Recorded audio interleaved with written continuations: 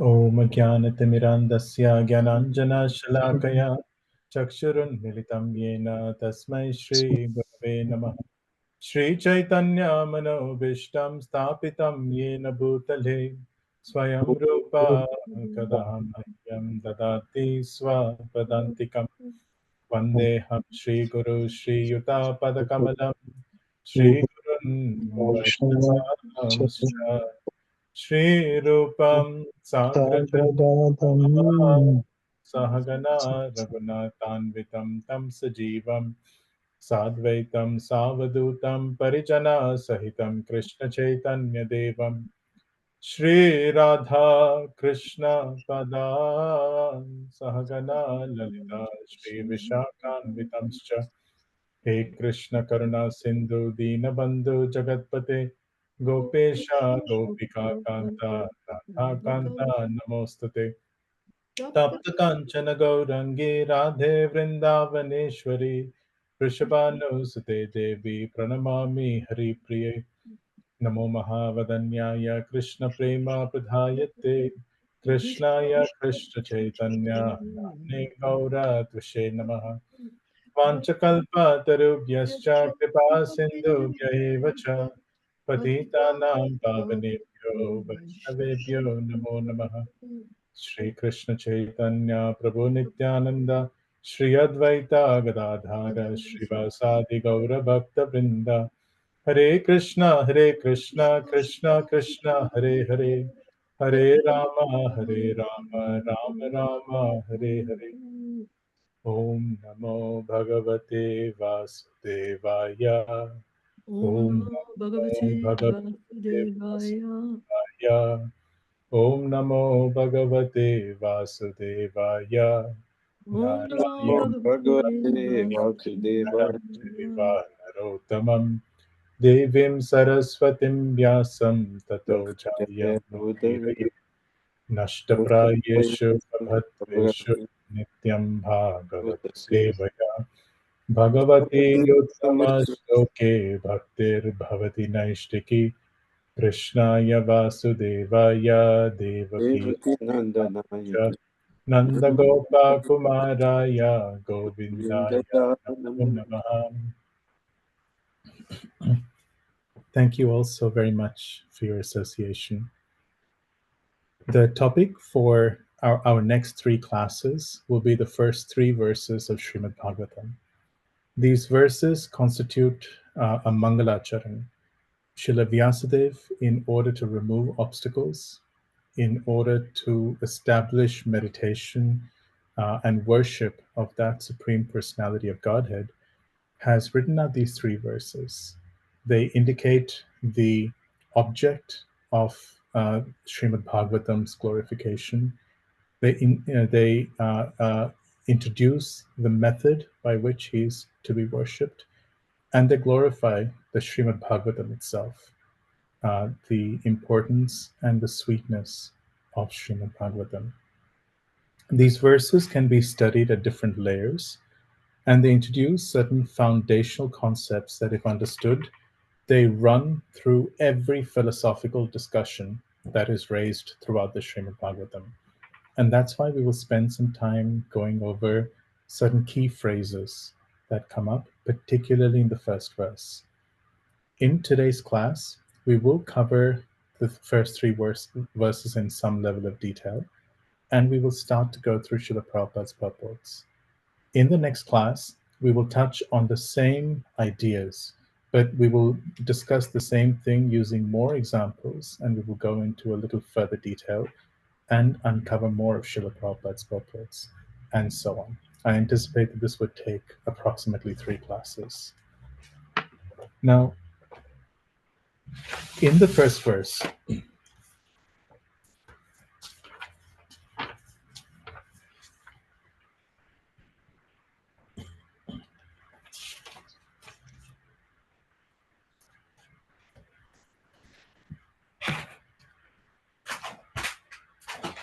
the starting syllable of Srimad Bhagavatam is the transcendental vibration Om. I should mention, it will be very helpful for the Vaishnavas to have their copy of Srimad Bhagavatam handy. So please keep Srimad Bhagavatam open In particular, have pen and paper ready. We will be going through each phrase of the verses. In fact, that's how we will study, because often you will find that Srila Prabhupada, when he's going through and explaining the verses in his purports, he will go phrase by phrase and talk about them. And so when we go through Srila Prabhupada's purports, you should be thinking, what phrase or what idea in the verse is Srila Prabhupada touching on? And this is an exercise that will really help connect what Srila Prabhupada is saying to the content of the verse. Because sometimes in Srila Prabhupada's purports, he will start with an idea, and then he will have a little bit sometimes of an introduction. He will explain the central idea. He will give applications.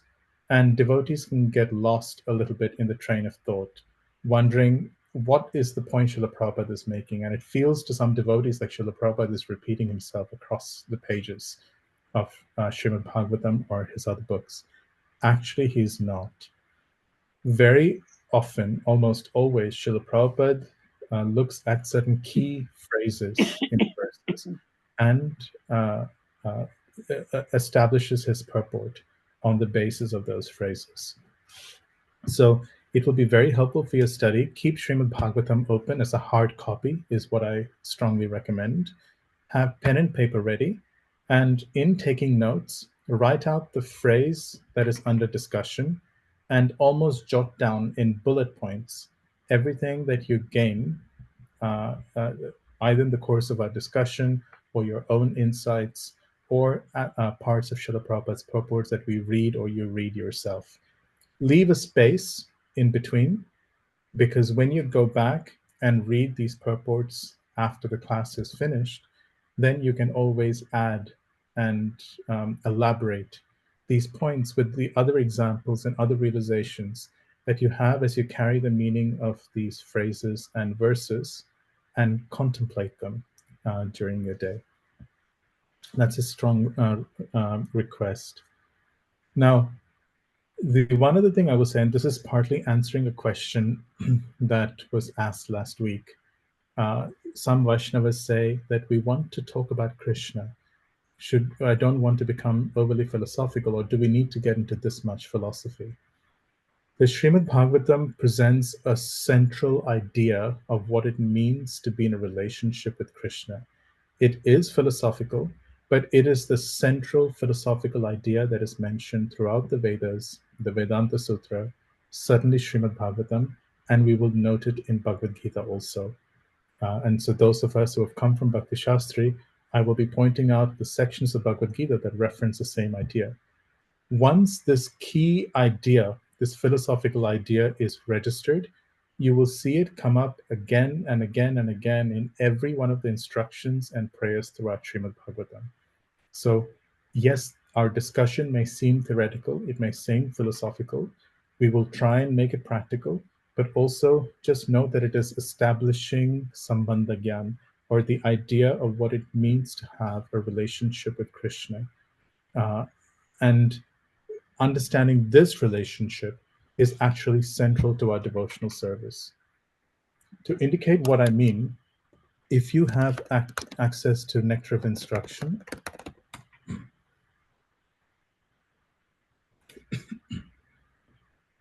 and I'm opening it out here on my screen.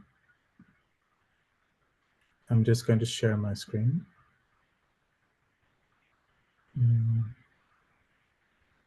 Share.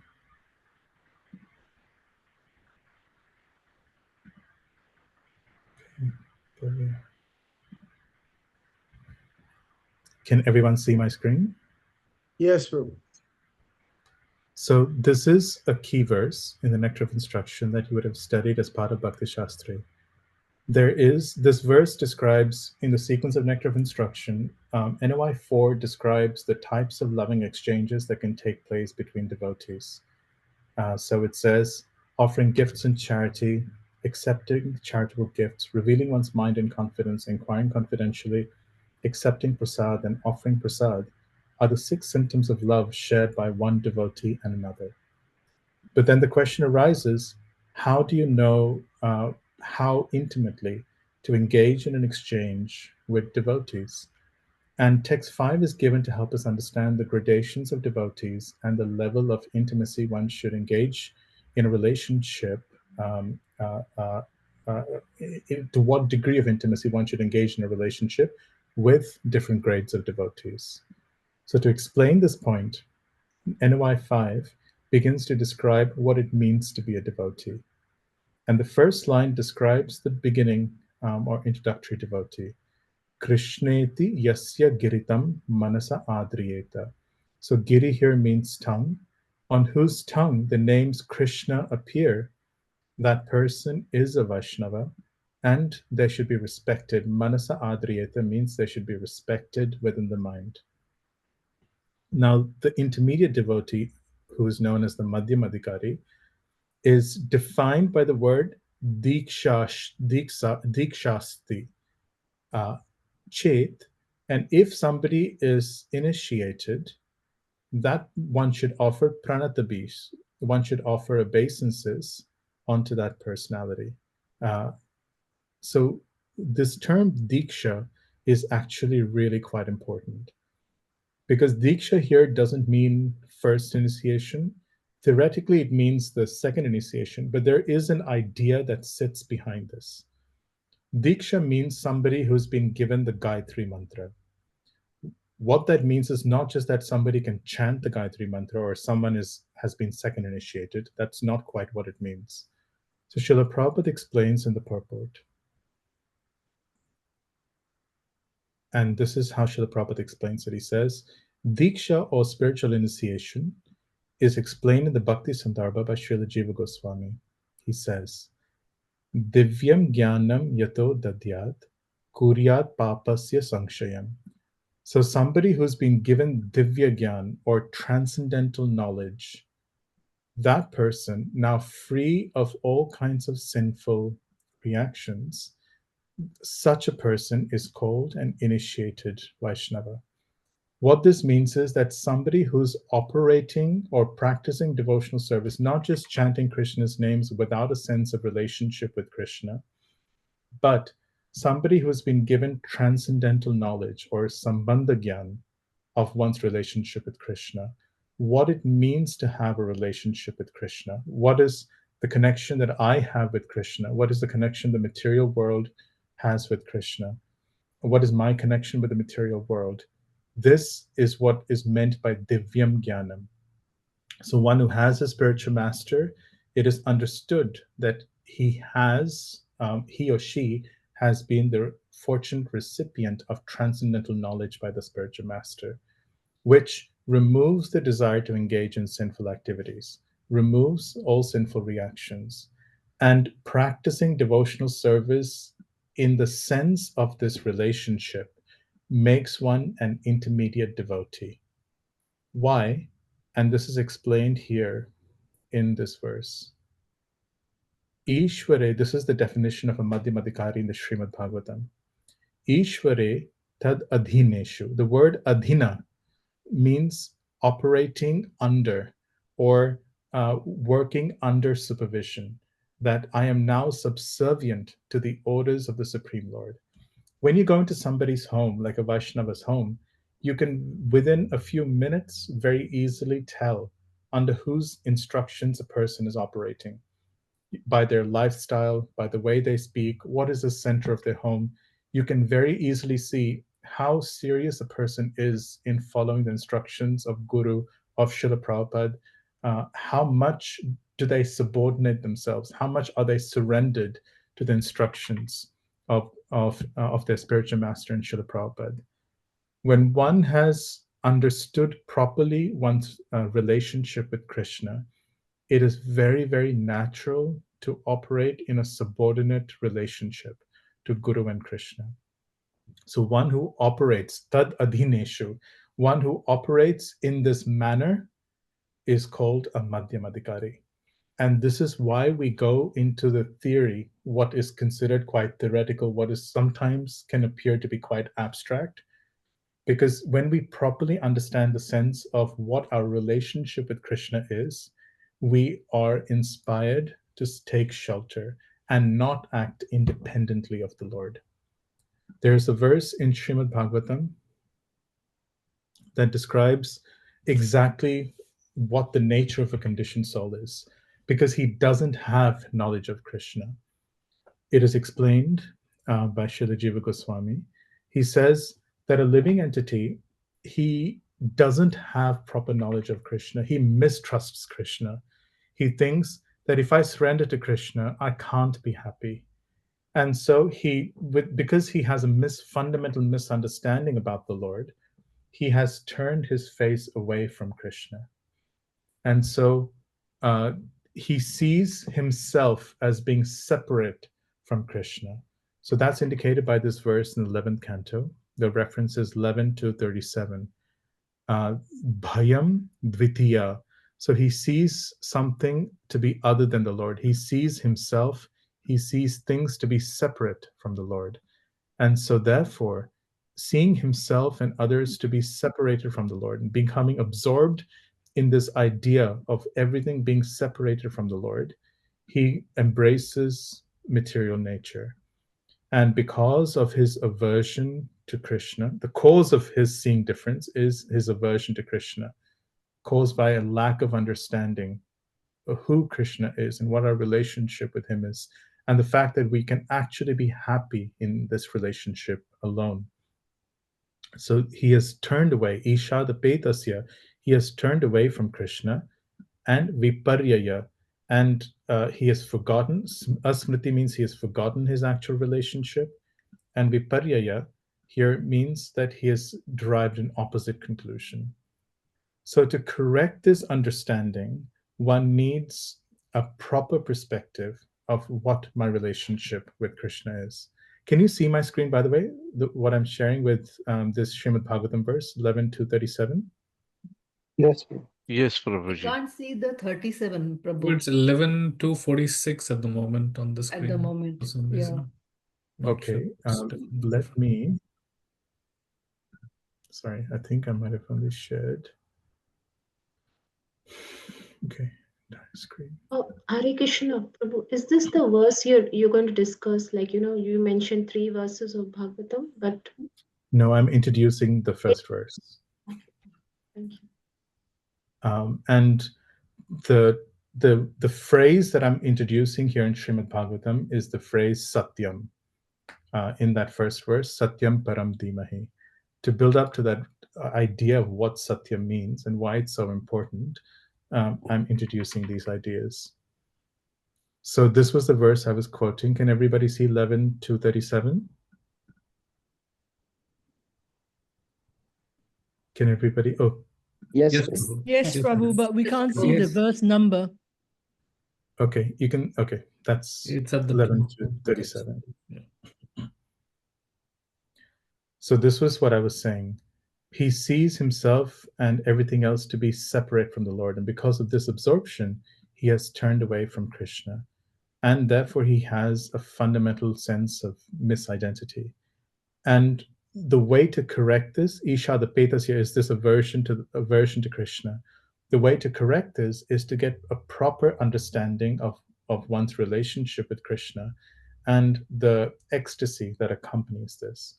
Because understanding this allows us to turn towards Krishna and remove the sense of being separate from Krishna, and then actually experience eternal life. This mood is seen in the great devotees. If this is a conversation, this is a verse that appears in Chaitanya Charitamrita. It's Madhya Lila, chapter 8, text 121. And this is just an example. Here, Lord Chaitanya was saying, kindly explain all these truths to me, but for yourself, no one can ascertain them. Sri Ramananda Raya replied, I do not know anything about this. I simply vibrate the sound you make me speak, implying that he is just almost like a puppet. And as Krishna vibrates the strings, he speaks. I simply repeat like a parrot whatever instructions you have given me. You are the Supreme Personality of Godhead himself. Who can understand your dramatic performances? You inspire me within the heart and make me speak with the tongue. I do not know whether I am speaking well or badly. This sense of connection with Krishna, this sense of literally being an instrument of Krishna's grace, is the result of proper understanding of one's relationship with Krishna. And this is explained in this verse in Srimad Bhagavatam. This is the verse, this is 11 to 45. It explains the realization of those who have a proper understanding of one's relationship with Krishna. Sri Harir Avir Uvacha, this is a famous verse that describes the position of an Uttama Adhikari.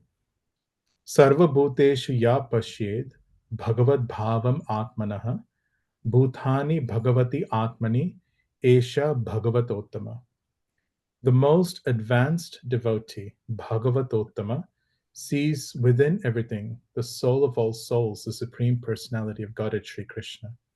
Consequently, he sees everything in relation to the Supreme Lord and understands that everything that exists is eternally situated within the Lord. It is this foundational idea that is introduced in the first verse of Srimad Bhagavatam. This idea that apart from Krishna, there is nothing else in all of existence. Apart from Krishna, there is no concept of existence. And going to the first verse of Srimad Bhagavatam, that's a reference I wanted.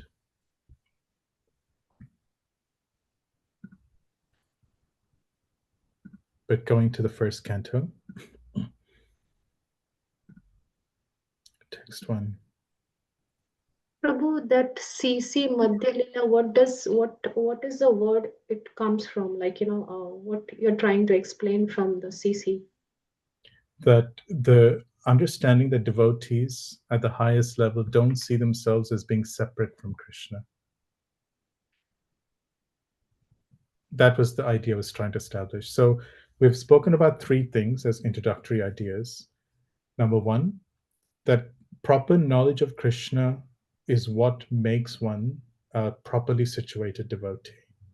Without proper understanding of our relationship with Krishna, our chanting of Krishna's names and our performance of sadhana bhakti does not quickly get us to the ultimate goal. We spoke of, from the 11th canto, the consciousness of somebody who's in this material world, who sees themselves as being separate from Krishna. And then in CC Madhya, when quoting the conversation and the mood of Ramananda Rai at the highest level, we saw the attitude of the greatest devotee and how he sees himself completely as he cannot see himself separate from Krishna. He sees himself as an instrument of Krishna's grace in this world. And the foundational philosophical idea that teaches us the sense of a relationship that becomes the foundation for our devotional practice is explained by this phrase in the first verse, which is Satyam. Now, in Sanskrit, the last two lines are the beginning of the sentence. So usually when reading a verse, you start from the bottom, and it forms the subject matter of the verse. And then you go up to the top.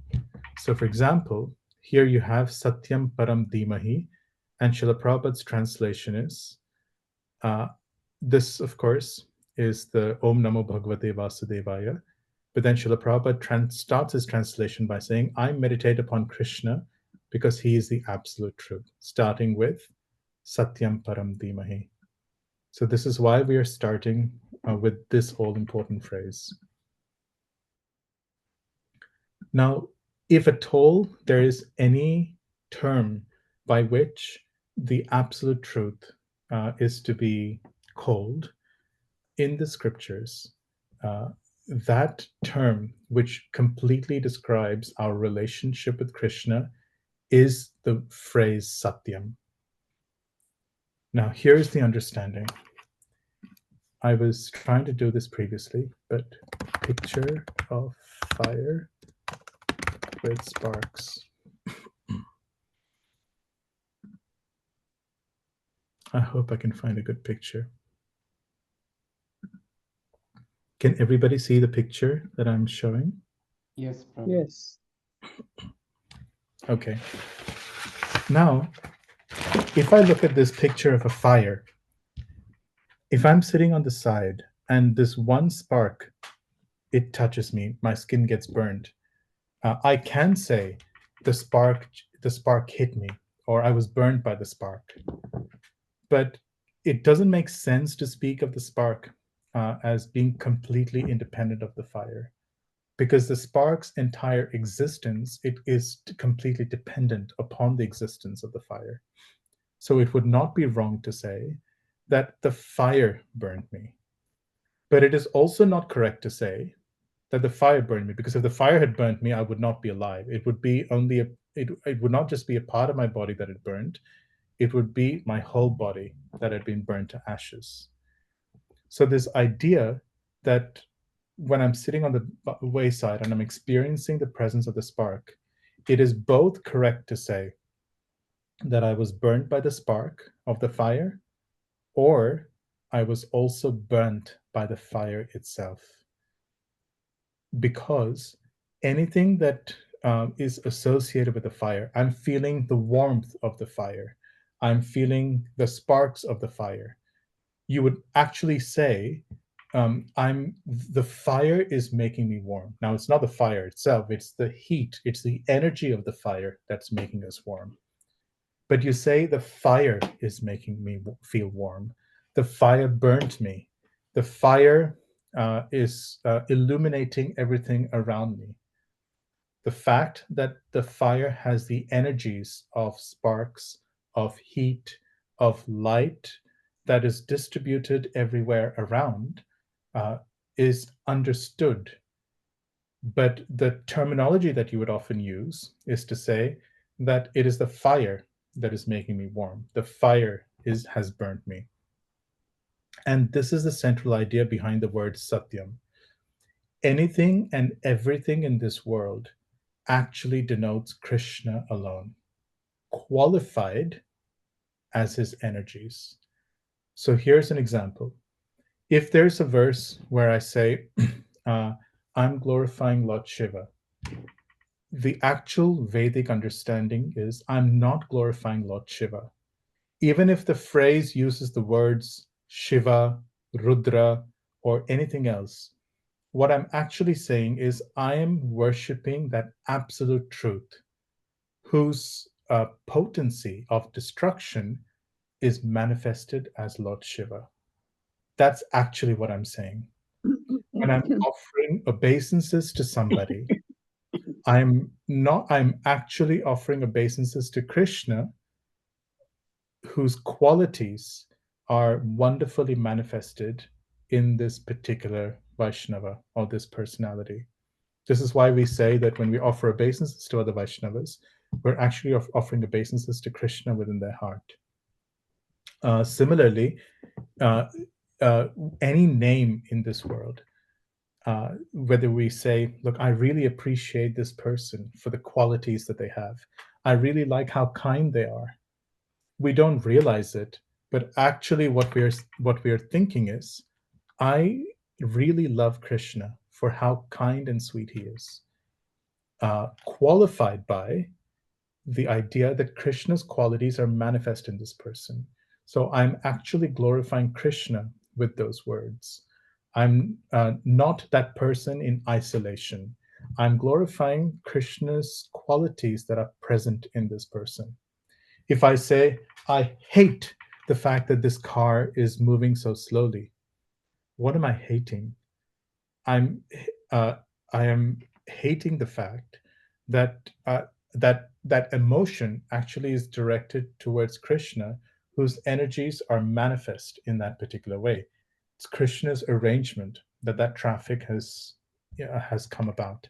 It is Krishna's arrangement that my car has broken down and I can't drive it as I would normally like to. But through every sentence, every idea, I am actually only designating Krishna himself. This is the idea behind the word Satyam. There is nothing in existence that does not denote the absolute truth, Krishna. In all of existence, there is nothing except for Krishna in existence. It is Krishna alone who is being designated in the form of his energies, or as qualified by his various energies. Because Krishna has entered into every single thing in this world, and because of Krishna, everything has received its particular potency or its qualities or its attributes. Therefore, that thing becomes an object of praise, or has any kind of potency. And the emotion that I express towards it, whether I know it or not, is actually a statement expressed about Krishna himself. To further illustrate this idea,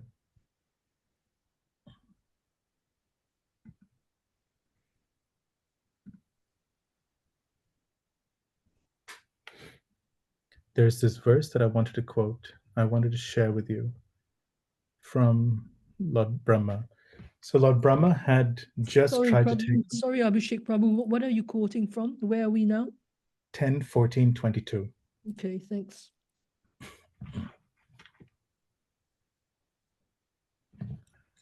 So here is what Brahma says. He has just stolen away Krishna's calves, and approaching Krishna, he's reciting these prayers.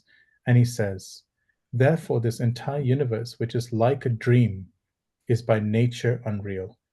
All of these ingredients are real, but the way they combine, it actually carries very little value. The fact that I have this particular house that I really like, in several years from now, it is going to be rubble. The relationships of husband, wife, father, mother, children, all of these things, you just give it some time, and these relationships don't exist any longer. The fact that this relationship ever existed has no long-term value, has no ultimate reality. So this entire universe, Brahma is saying, it's like a dream that is by nature unreal.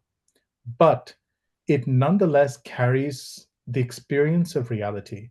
I relish these relationships of husband and wife, or as father and son, or as children and father, because, and this is what Brahma says, nevertheless, it appears real, and thus it covers one's consciousness and assails one with repeated miseries. This universe appears real because it is manifested by the potency of illusion coming from you, whose unlimited transcendental forms are full of eternal happiness and knowledge. Because Krishna is the abode of all taste and relationships, because he has manifested himself in this world, everything in this world acquires that taste and that value. The same idea is expressed at the end of the 12th chapter. I won't go to that verse here, but if you note the Aghasura pastime, right after the Aghasura pastime, Parikshit Maharaj is quite surprised to note that how is it possible that that in Vrindavan, the elderly cowherd men and gopis had so much love for their children, so much more love for their children now that Krishna had taken the form of their own sons. And Sukadev Goswami replies that this is completely natural. He says that the body is valued because the soul is present in the body. And the soul is valuable because Krishna is the soul of the soul. It is because Krishna is the self of the self that the soul has any value or has any taste. And so understanding this point, Srila Vyasadeva designates that absolute truth by the term Satyam, that he is the only reality. And it is on the basis of his being real that everything that he is connected to also becomes real. Without him, there is no idea of anything else being real. This is, in fact, the central philosophical idea that is presented in the Vedas and that is established at the very outset in Srimad Bhagavatam. When we go on to study the universal form, we will see that all of the energies that make up this material world, they come from the body of Krishna. But until and unless, and so therefore they derive their respective qualities, etc. But it's only when Krishna himself personally enters into the universe that it actually begins to function as a coordinated whole. When Lord Narayan, Brahma had darshan of Narayan in Vaikuntha, this is mentioned in the 9th chapter of the 2nd canto. Seeing Narayan, Narayan told him that anything devoid of connection with me has actually no reality. I alone existed in the past, I alone exist now, and I alone will exist in the future. And all of these ideas will gradually be developed as Srimad Bhagavatam goes on. Do any of the Vaishnavas have any questions? Was my explanation clear, or was it just confusing? It's clear, Prabhu. Thank you. Prabhu, are you just explaining the one word only, Satyam, or the whole Yes. sentence of Yes. that? Or So this whole is the point. phrase? This is the point you have to note. If at all there is any term by which the absolute truth is to be designated, such that one's relationship with him can be established, that term is Satyam. It is because he is real, everything connected to him becomes real. Without him, there is no concept of existence.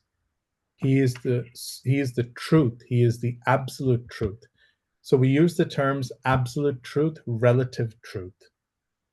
And absolute truth means that he is the foundation for everything else to be built upon. Everything else can change. Everything else, the reality of everything else is dependent upon him. But he is the absolute truth. He is the support for everything else in existence. And without him, there is no concept of reality. And this is why Srila Vyasadeva has designated, has in glorifying Krishna, has used the term Satyam. He could have said Krishnam Param Dhimahi. Or he could have said Narayanam Param Dhimahi. But he has chosen to use the phrase Satyam Param Dhimahi. And the importance of that phrase is to establish this idea of one's relationship with him, that there's nothing separate in existence from him.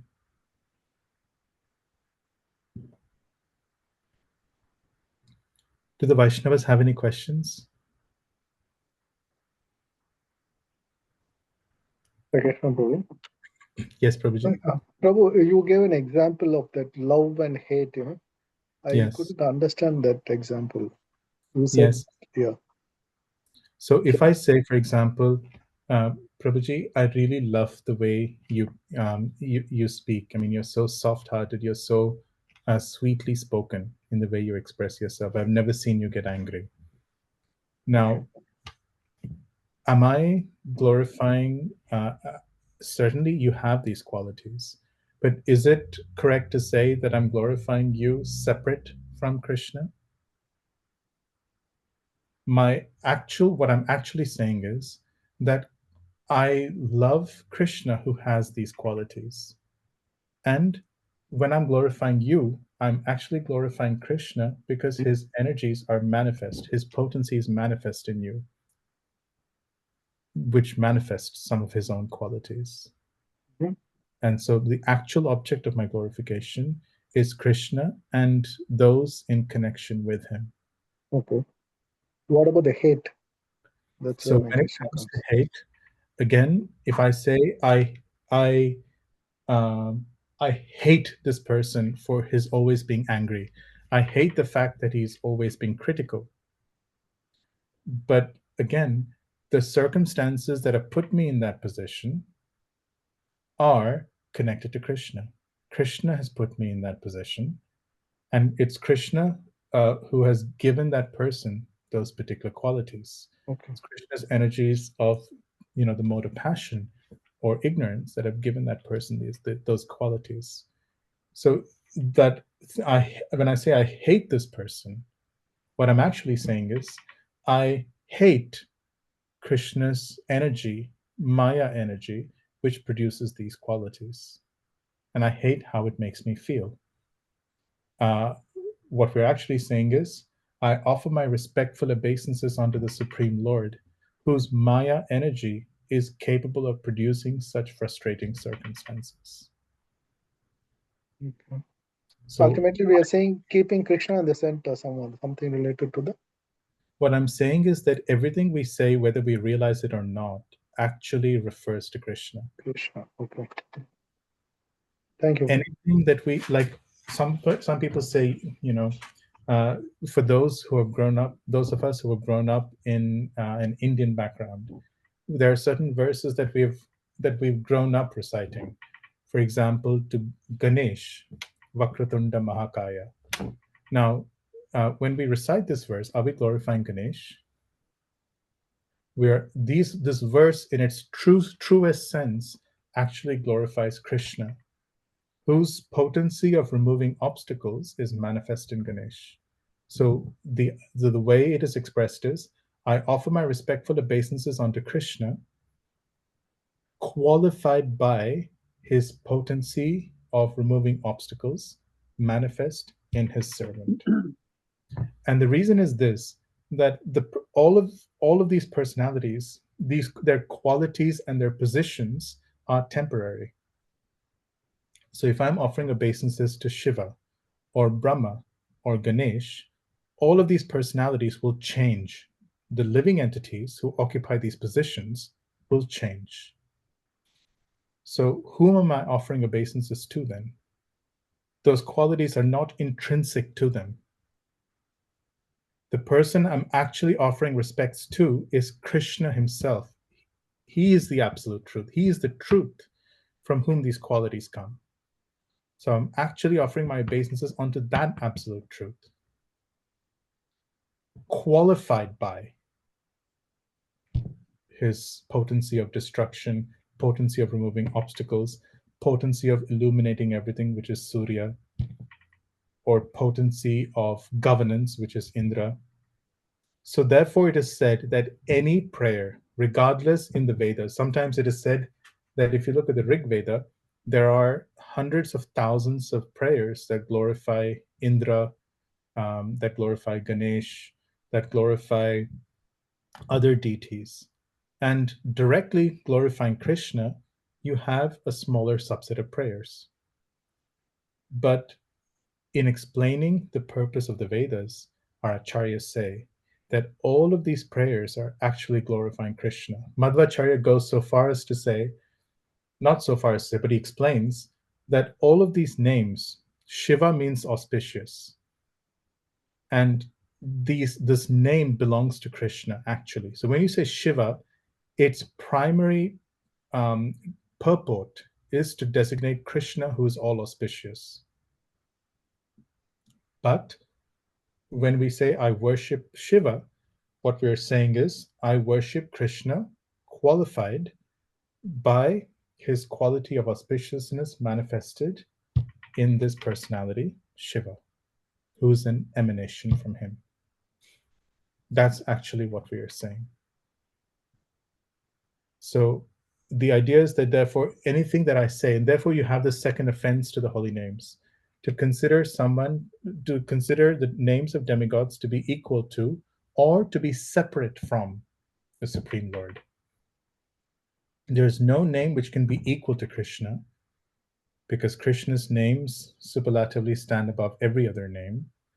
But also, all of these names actually belong to Krishna in their primary sense.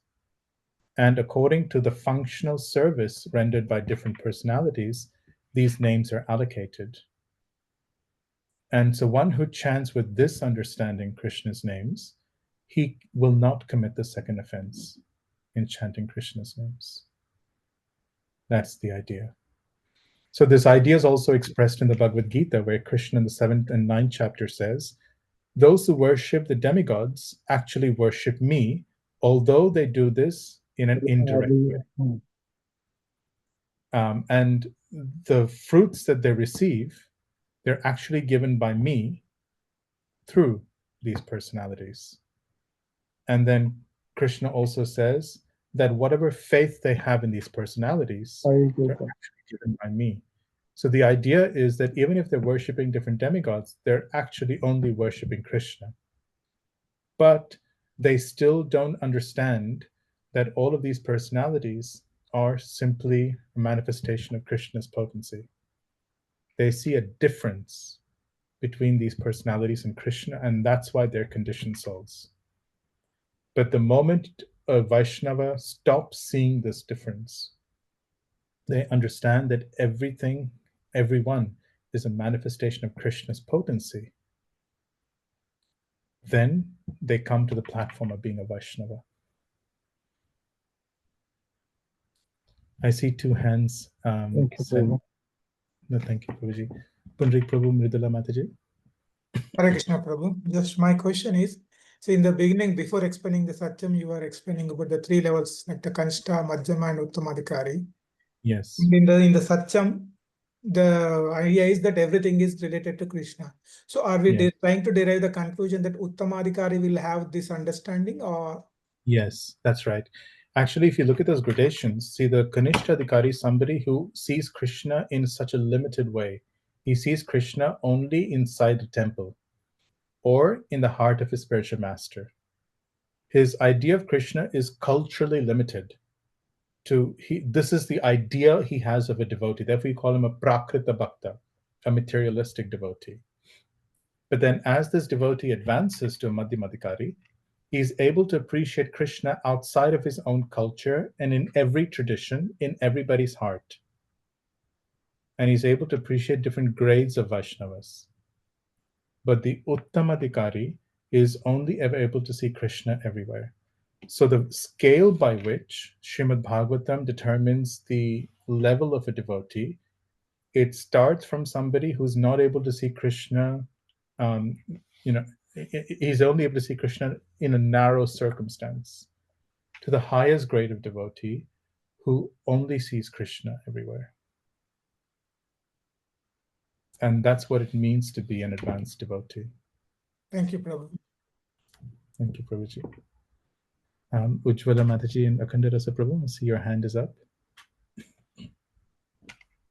Hare Krishna, Prabhuji. Yeah, I just was wondering when you mentioned that when people praise other people's qualities, that means they are indirectly referring to Krishna's qualities.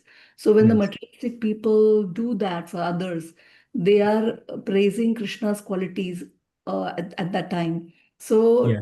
would they also benefit because of this indirect glorification of the Lord? Not really, because Krishna says that Deva Devam Yajan, what is that verse?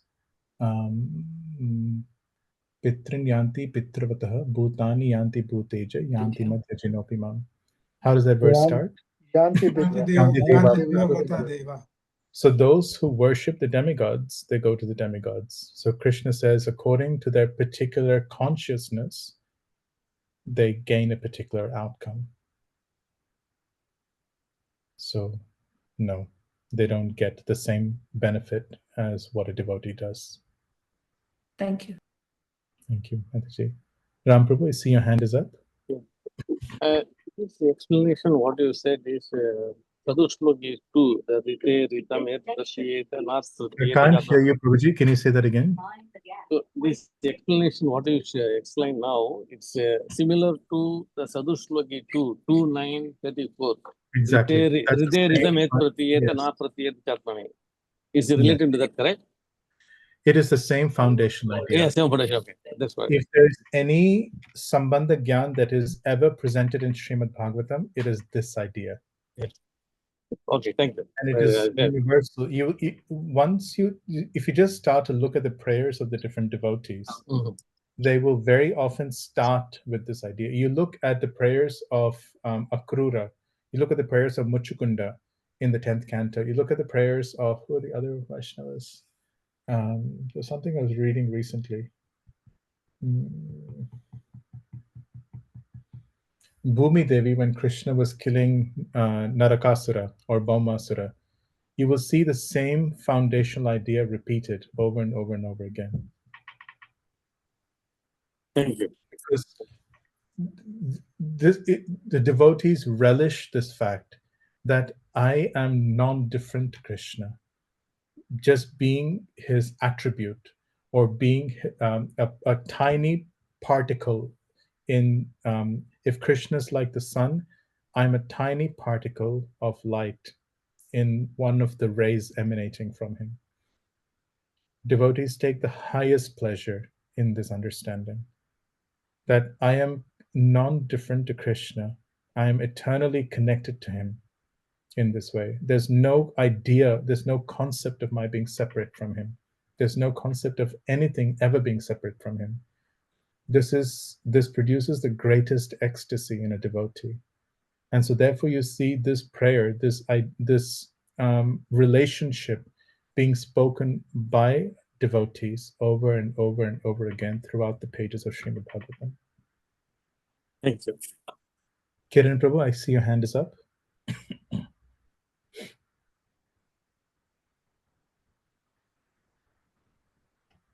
Okay. Maybe Kiran Prabhu is not there. But is what has been said, is it clear or was it confusing? Is the idea that is provided by that word satyam, does it is it clear? Yes, Prabhu. Thank you. In his purport, and we will come to this more a little bit later on, Srila Prabhupada says that there is a very big difference between speaking about God and speaking about the absolute truth. Because God just refers to a creator. I'm trying to find the section here.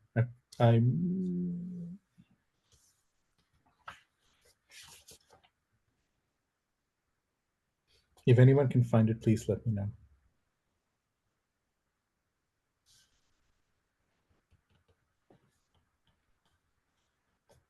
But there's a very great difference between speaking about God in the sense of his being a creator or in the sense of his being a controller, to speaking about Krishna as being the absolute truth.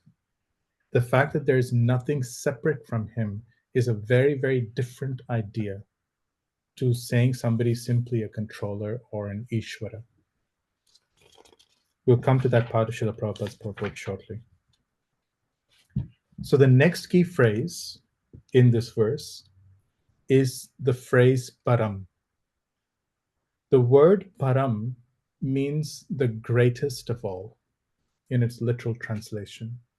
It means that personality who is exalted in his own essential nature, in his own qualities, who is filled with every auspicious transcendental attribute, with no qualities that can be criticized, no attributes that are faulty. That is what is indicated by the phrase param. So therefore, param in its primary sense indicates the personality of Godhead, Bhagavan. It does not indicate Paramatma. It does not indicate Brahman, the impersonal Brahman. It does not indicate a partial deity.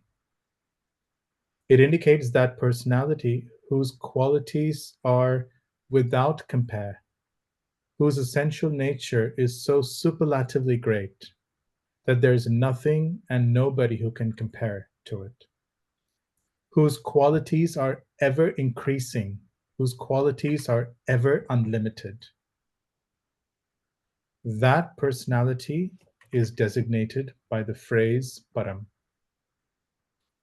So by qualifying the phrase satyam with param, we are actually referring to that unlimited, supreme personality of Godhead, whose every quality is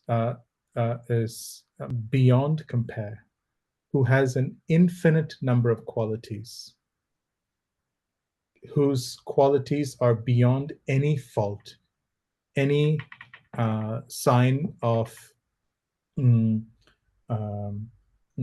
defect. That is the primary intention or primary meaning of the phrase param. The phrase dhimahi means to meditate upon. And of course, it signifies the Gayatri Mantra, because the entire purpose of the Gayatri Mantra, which ends with the word dhimahi, is to worship that Supreme Lord. Dhimahi doesn't just mean like to sit in a corner. The intention conveyed by dhimahi is to offer everything that one has to worship that Supreme Lord. And this phrase dhimahi is in plural, which has two meanings. One, it is not just at any given point in time, it is for all time, under all circumstances, without ever stopping. That is what is indicated by the phrase dhimahi.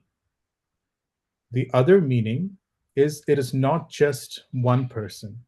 So for example, if somebody is, when Vyasadeva is saying Satyam Param Dhimahi, it is not just Srila Vyasadeva who's supposed to worship Krishna, but anybody, everybody together should be worshiping Krishna. It's not just the speaker of Srimad Bhagavatam who's worshiping Krishna, but everybody who's listening. It's a collective exercise. Everybody who's qualified, who has that understanding of who Krishna is, they're called upon to worship that personality of Godhead. So the translation Srila Prabhupada gives is, I offer my respectful obeisances. I meditate upon him. I offer my respectful obeisances on, I meditate upon Sri Krishna. I meditate upon him, for he is the absolute truth. That is the meaning of the phrase Satyam Param Dhimahi. Who knows the first aphorism of the Vedanta Sutra?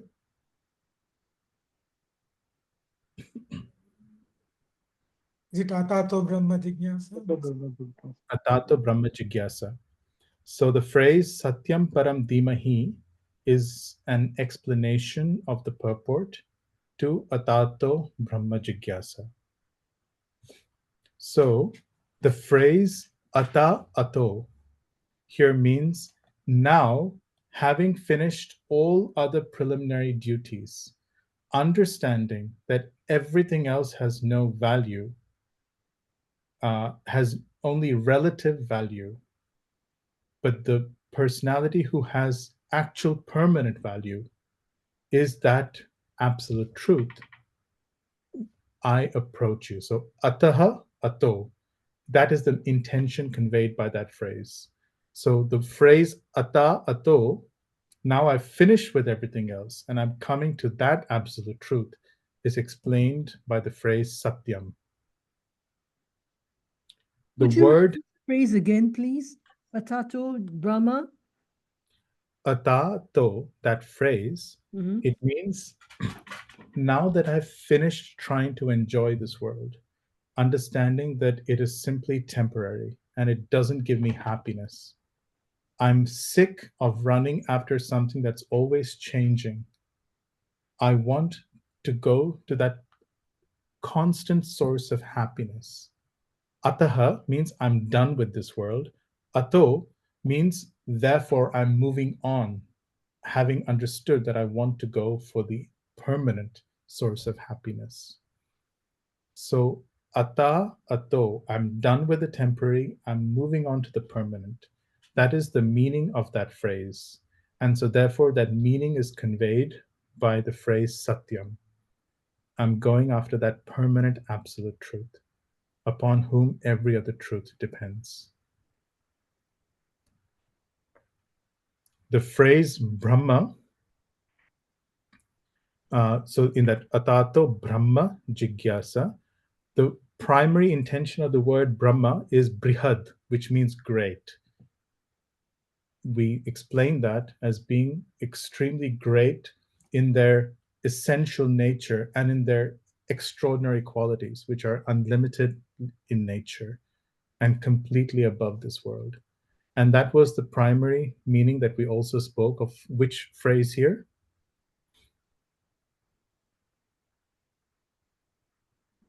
Satyam Param Dhima. No. Which word? Param. Param. Param. Yes. So the in that Atato Brahma, Brahma is explained by the phrase Param. And Jigyasa means to inquire. Now that we're finished with the material world and we want to go to the permanent, who is the greatest of all, who is unlimited in their personal, who's unlimited in their essential nature and their extraordinary attributes. We want to inquire about him, but inquiry is meaningless unless and until it results in worship. It's like Prabhupada said, an empty inquiry without the desire to fulfill those instructions is just armchair philosophy. So therefore, the primary intention of jigyasa, that real burning inquiry, I am suffering in this world, I need a permanent source of happiness. The actual outcome of this results in worship of that absolute truth. And that is indicated by the phrase Dhimahi.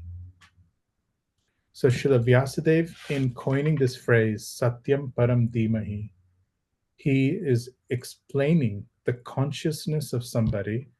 I am done with this material world. I want to go to that permanent source of happiness, who is the foundation for every truth in this world, whose essential nature and qualities are extraordinary and unsurpassed, who's free from all defects. And inquiring about him, I develop an attitude. I want to develop an attitude of unalloyed service to him.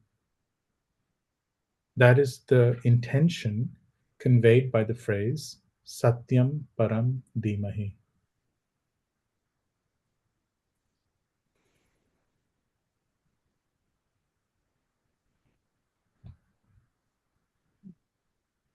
To show that Krishna is that okay? Does anybody want me to repeat that? No, Sorry? no, it makes sense now when you put it this way, yeah. Yes.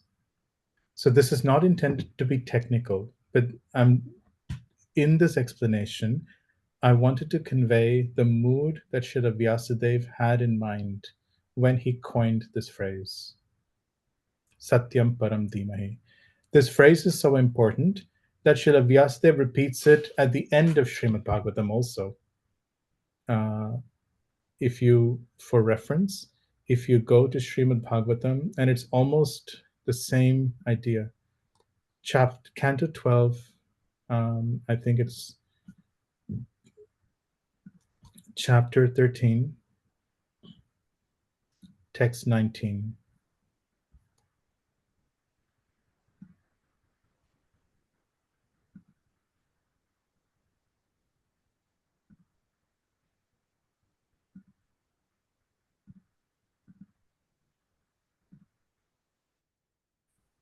If you can see my screen here. So this is almost one of the last verses of Srimad Bhagavatam. And in concluding Srimad Bhagavatam, Sutta Goswami is speaking these verses, and Srila Vyasadeva has penned them. So, Kasme Yena Vibhasito Yam Atalo Jnana Pradeepa Pura, but ending with Tat Shuddham, pure, Vimalam, free from all contamination, Vishokam, free from all lamentation, Amritam, eternal, Satyam Param Dhimahi. I offer my respectful obeisances unto that supreme, pure, absolute truth. So this, in some sense, is the chorus of Srimad Bhagavatam.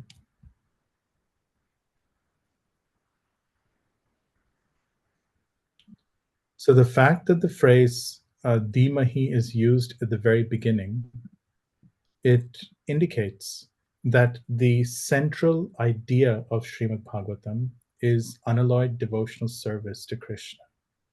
And that is called out in the beginning.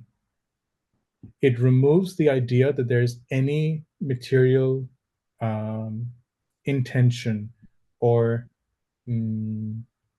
purpose or activity inspired by Srimad Bhagavatam. Because if one is done with the material world, one wants to go to that supreme absolute truth, the foundation of all of the happiness in this world, by whose qualities anything here takes on its feelings of happiness or other experiences. When one has made that decision, one automatically discards every other disconnected experience and centers one's attention on just worshipping that Supreme Lord.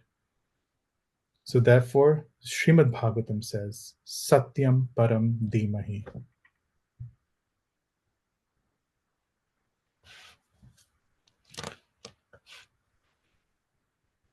In order to indicate how real, how that Krishna is the foundational reality of all of existence, if you look at the third line of this verse, Tejo Vari. So this is an example given to illustrate this point. Tejo Vari Mridam Yata Vinimayo Yatra Tri Sargo Mrisha. So Teja literally means fire. Vari here means water. Mridam means earth. Yata Vinimayo means action and reaction, like combination of this. Yatra Tri Sargo Mrisha. So these three attributes. So the word Mrisha, it has two meanings depending on how it is taken. It can mean real or unreal. So I will first explain how Srila Prabhupada has explained it in his translation. So Srila Prabhupada says,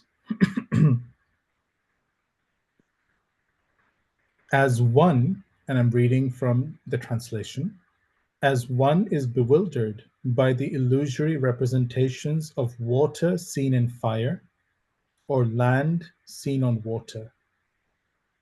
Only because of him do the material universes temporarily manifested by the reactions of the three modes of material nature do they appear factual, although they are unreal. So this is an example to illustrate the idea we spoke of when we said Krishna is Satyam. And what it means is this. Sometimes when you see fire, do you notice that there's a shimmering? If you look at fire long enough, do you notice that there's a bit of shimmering in the fire? It appears like it's just some moisture which is just floating in the fire. So that's like the presence of water in fire. And I think that's what Prabhupada says here. As one is bewildered by the illusory representations of water seen in fire. So the idea is that the fire is real. The water is, I have seen it before, and I'm imagining that I've seen it here.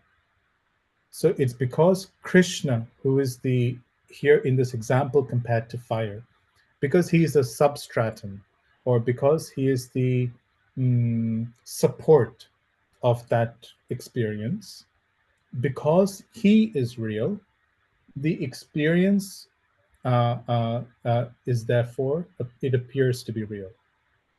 Does that make sense? It's because the fire is real. Therefore, the water appears to be real. It's not like the fire is unreal.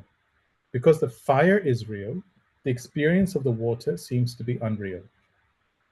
Or land seen on water. This is a known example. When you are on sea, it's just a vast expanse of water. It looks like there is some land which is seen on the water. The water is real, and because the water is real, and the way it refracts light or whatever it might be, the experience of land appears to be real.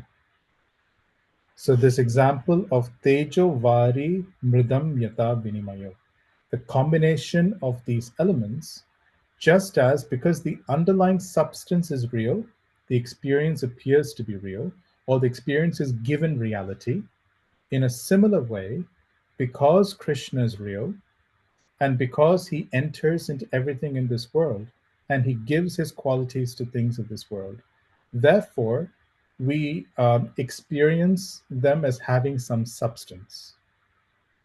Srila Prabhupada explains this in the 15th chapter of the Bhagavad Gita by speaking about the banyan tree, where he says, this is not part of the verses, but it comes in Srila Prabhupada's purports, where he says that the banyan tree, when it's reflected in the river, you only see, or the upside down banyan tree, you only see this in the situation of a tree standing on the bank of a river, and you see the tree being reflected in the water of the river. But the fact that there is any truth to that tree or the experience of the tree is because there's a real tree in the spiritual world. There's a real water in which that experience is reflected. So even though the relationships of husband, wife, children, all of these things are temporary, and the actual connection between two souls is not husband and wife or children and parents, nonetheless, these relationships provide a degree of satisfaction because the qualities associated with parents, with children, are manifested in them by the presence of the Supreme Lord. Just as the presence of the fire gives the experience of water, similarly, Krishna's presence in everybody's heart, it gives us the experience, this child is so cute. This child is expressing himself or herself in such a manner. There are some people who say that Krishna is just like a human boy. They've actually got this in reverse. Krishna is the original child. And because Krishna is the original child, his qualities are manifested by reflection in the children of this world. Krishna is just behaving like a henpecked husband. Srila Prabhupada sometimes says that in the Krishna book or in his purports. But the understanding is that Krishna is the original henpecked husband, because that's how he experiences rasa. He's raso vaisaha. He's the embodiment of all rasa. And the reflection of that quality in this world gives us the experience, a shadow reflection of that taste here. And so to explain this line is spoken, Tejo Vari Mridam Yata Vinimayo Yatra Tri Sargom Vasha. The combination of these three elements based on an underlying real substance produces this experience of something being real. So it is an illustration of what Krishna's nature of being Satyam actually means. The other explanation of Mrisha is, so one is Mrisha, which is false, but then if you split the word differently, it becomes Amrisha, which means real. So Srila Prabhupada has taken the first explanation. The second explanation, Amrisha, what it means is that because Krishna is real, therefore the combinations of fire, water, and earth produce real substances. Because Krishna is real, this world is real. Either way, It's an illustration of Krishna being Satyam.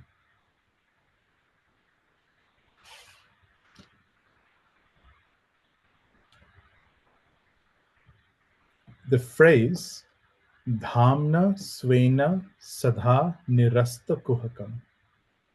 The phrase Dhamna here refers to Krishna's energies, or it can also refer to Krishna himself. But Dhamna Svena, by his own potencies. So therefore, the phrase Dhamna Svena indicates that this Satyam is not devoid of attributes, but has many energies which facilitate his pastimes. We know from Srila Prabhupada's teachings, and we will see this in this verse, that Krishna has his internal energy, his marginal energy, and his external energy. So the phrase Tejo Vari Mridam Yata Vinimayo Yata Tri Sargo Mrisha, that is spoken of Krishna's external energy. And Dhamna Svena speaks of Krishna's internal energy. So this verse shows us the absolute truth, who is filled with potency, who's filled with activity. And this is the absolute truth on whom we are meditating. Dhamna Svena, by his own intrinsic potency. This is not separate from him. This is his own intrinsic potency. He's the Shaktiman. He's the supreme energetic personality. Dhamna Svena Sadha, eternally, Nirasta Kuhakam. By his own potency, he eternally repels the Maya energy, which is his. But he's eternally capable of negating the impact of the external potency. So the last two lines, therefore, can be read as follows. I offer my respectful obeisances unto that supremely great absolute truth, who is extraordinarily great in his essential nature and in his unlimited attributes. Sorry, could you repeat that again slowly, please, Prabhu? I offer my respectful obeisances unto that supreme absolute truth, who is the foundation for all of existence, by whose potency everything in this world takes on any meaning or value,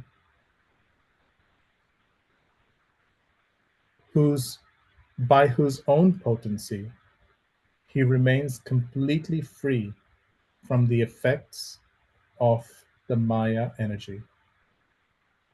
Onto that supreme absolute truth, I offer my respectful obeisances. So it is a meditation on the Swarupa, if you will, or the essential nature of that absolute truth.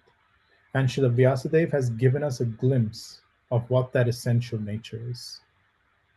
That this personality, who is explained as Om Namo Bhagavate Vasudevaya, that Vasudeva, that Krishna, he is the foundation for all of reality. That's his essential nature. He is the truth upon which every other truth is built.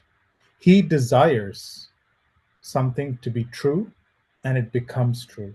So therefore, later on in the Srimad Bhagavatam, we will read that Krishna willed or desired for existence to occur, and so it did. By virtue of his, what we call Satya Sankalpa, or his true will, or by virtue of his willing, creation is created. This is his essential nature.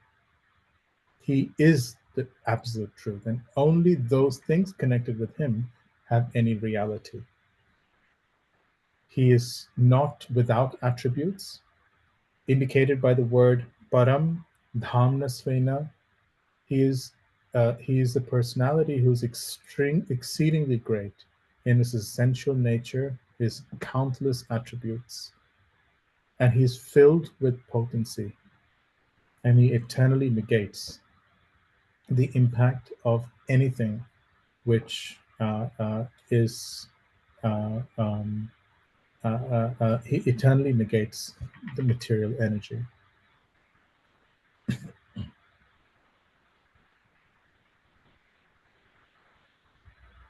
The first two lines, can I go on?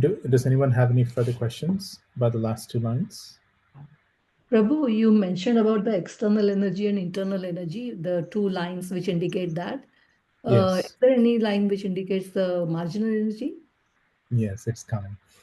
Okay. Tene Brahma Hridaya Adhikave Muhyanti Yat Surya.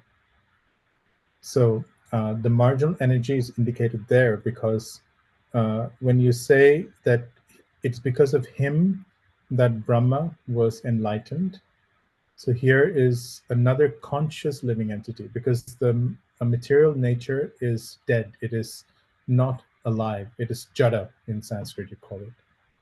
But the living entity is conscious. And so Brahma is an example. So Adi Kavaye, Tene Brahma Hridaya Adi Kavaye, and Muhyanti Yat Suryaha. Suryaha refers to all kinds of liberated souls. He stands even above these liberated souls. That indicates Krishna's marginal energy. Any other questions for the last two lines? Ayush Prabhu, I see your hand raised. Hare Krishna Prabhu. Could you just, I lost the translation in the middle. The last two lines they translate to, could you just repeat that whole thing again? I just got lost in the middle.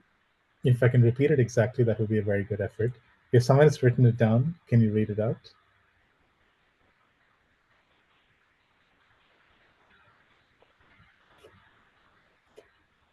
The question, sorry? If someone has written out the rough translation I've given for the last two lines, would someone like to read it out? Okay, I offer my respectful obeisances unto that supreme absolute truth, who is the foundation of all existence or reality, by whose potency anything in this material world takes on any meaning or value. By his own potency eternally repels Maya or negates material energy. To him I offer my obeisances. That's very good. And then you spoke about Satya Sankalpa and true will and that kind of thing. You gave an example. And then you went on to the third line with marginal energy. Yes. Did you get that, Ayush Prabhu? Yes, Prabhu, and thank you, Mataji. Hare Krishna. Hare Krishna. So now we have, does anybody know the second aphorism of the Brahma Sutras?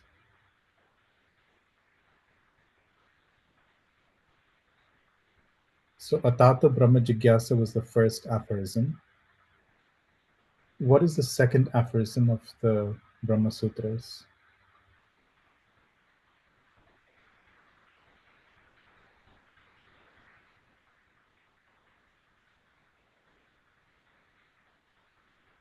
Janmadi Asya Yataha. Has anybody heard this before? Yes. Yeah. So that is explained. Sorry, could you repeat that? Janmadi? Janmadi Asya Yataha. So this is the second aphorism of the Brahma Sutras, of Vedanta Sutra. Now it's very interesting.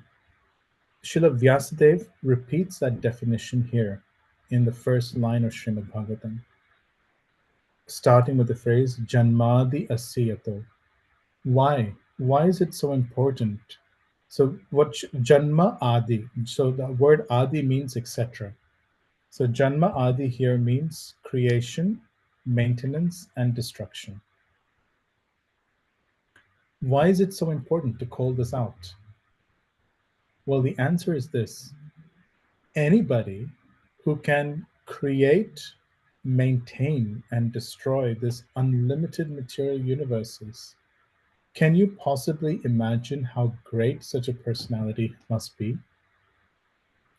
What are the qualities do you think it indicates if someone is the creator of all of existence? Omnipotent. Omnipotent. Why does he have to have omnipotency? Because he's the absolute truth, so everything is emanating from him. So he has the omnipotency. Okay. Okay. But to know exactly what to place where. For example, if he has to create the temperature of the sun, if he has to create an orbit for the earth, he has to know exactly what to place where and what kind of living entities need to go on this planet called Earth so that they don't burn to ashes. He has to know how much atmosphere to put in the earth. Without knowing all of these things, it's inconceivable that somebody can create such a wonderful world. You think about the ecosystems that have been created. How is it that one species perfectly becomes food for another, and then another, and then another, and then they just perfectly keep each other in harmony? So without that personality having this quality of omnipotency, it is not possible to conceive of such a creation. What other qualities can be inferred from someone being the creator or maintainer or destroyer? All-knowing. All-knowing, yes, absolutely. He is beyond those creation and maintenance and destruction. That is indicated by the phrase Satyam Param Dhimahi. So his essential nature has been described, and Dhamna Svena Sada Nirasta Kuhakam, that has been already described. But yes, certainly his in Sanskrit you would call it Sarvajñatva, his all-knowing capability, Sarva Shaktitva, that he is immensely potent, Satya Sankalpa, that if he desires something, it just happens. All of these qualities, these auspicious qualities, which are present in that absolute truth, are indicated by the phrase Janmadi Asya Yato.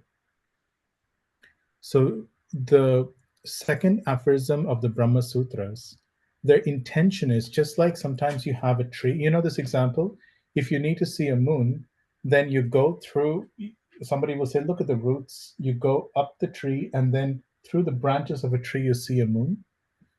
So to help somebody meditate on the auspicious qualities of the Lord, including his omnipotency, his his all-knowing feature, his immense or the ease with which he gets things done.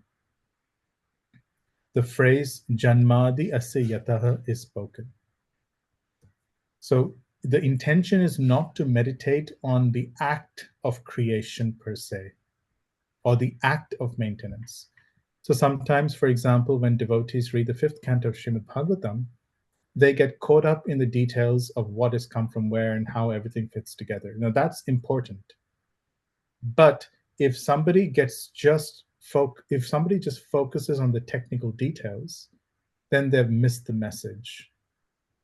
If somebody goes into the technical details of which element comes out of what in creation, and that's what interests them, then they have stopped at a preliminary stage of understanding the purpose for which this is being described.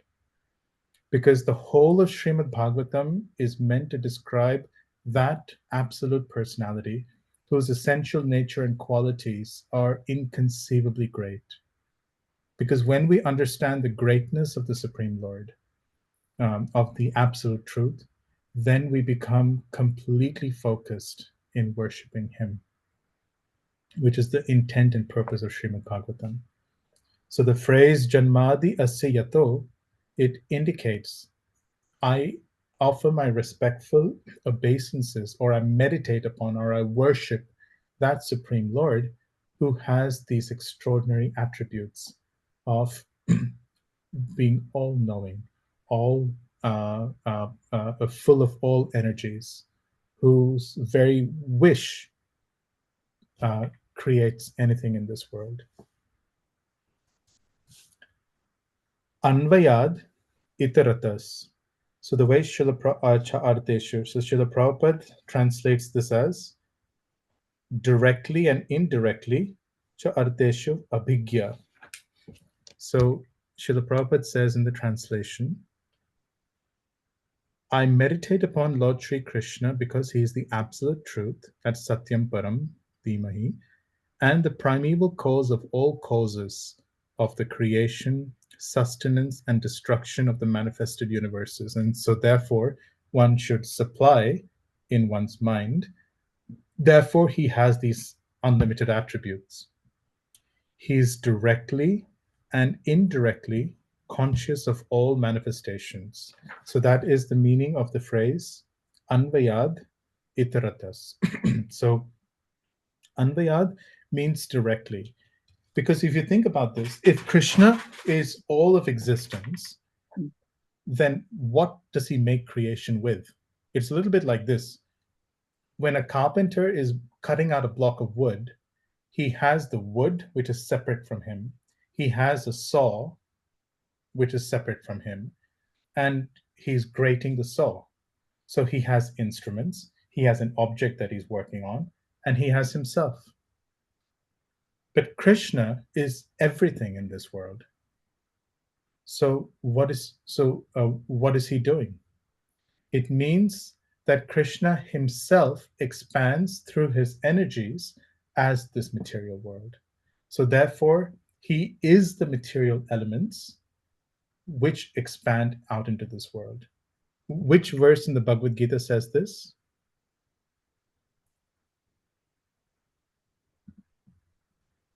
Aham sarvasya prabhava matta sarva patir pravatate iti matta vajante ma buddhavava samana. Very nice. That is definitely true. I was thinking of a more direct verse. Mattah pararam nanyat kinchidasti dhananjaya. Okay. How does it say that he is? How does that verse say that he is the material elements also? He is the basis of everything, like pearl strung upon a thread.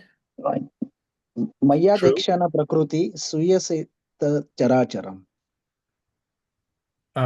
So that indicates that that everything depends upon him. It doesn't say that he himself is everything. So just like, for example, in that verse, Maya Dyakshena Prakriti, Maya Adhya Akshena. Akshena means eyes. Adhi Akshena means through my supervision, everything is happening. It doesn't indicate that Krishna himself is those elements. Aham Sarvasya Prabhu definitely indicates that. Sarvasya chaham diksha. Mata Parataram Nanyat indicates that there's nothing superior to Krishna. Sutre Maniganaiva, that's the first line of that verse. Somebody else said something else, Sarvasya Chaham Hridhi Sanivishto. That's a little different. There, Krishna says that I am seated in everyone's heart, and I'm the cause of remembrance, forgetfulness, and knowledge. The verse that I'm thinking of is Rasoham Apsu Kaunteya. So let me share my screen.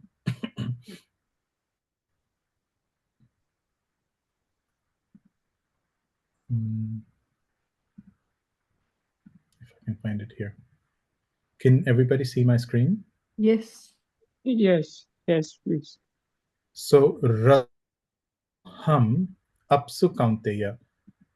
Has anybody briefly studied elemental creation as described in Srimad Bhagavatam? So, for example, what is the material element that produces water? It is the sense object of taste. So Krishna says, I am that sense object taste. I am that element taste from which water is generated. And then he says the same thing here. Shabda K. I am the element, I am the sense object Shabda, sound, from which ether, the element, is produced. So Krishna is saying, I am I am not just a superintendent. I'm not just the basis of this world. I am also every element in this world, because all of this is my expanded energy. And the same point is made in subsequent verses. Punya gandha prativyam cha. So I am the sense object fragrance, gandha, from which the element earth arises. So I am that material element fragrance from which the element earth is generated.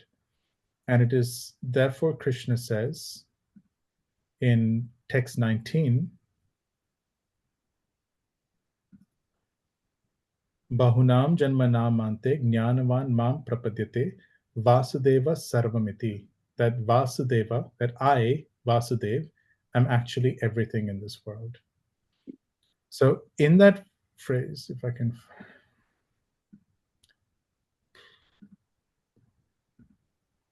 I'm not going to find it easily.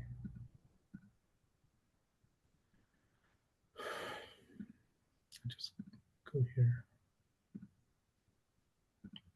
So in text 1, Anvayad here means I am directly, because I am expanded as everything in this world. And also I am separate, itaratas. I am also separate from this world. Cha arteshuv abhigya swarat.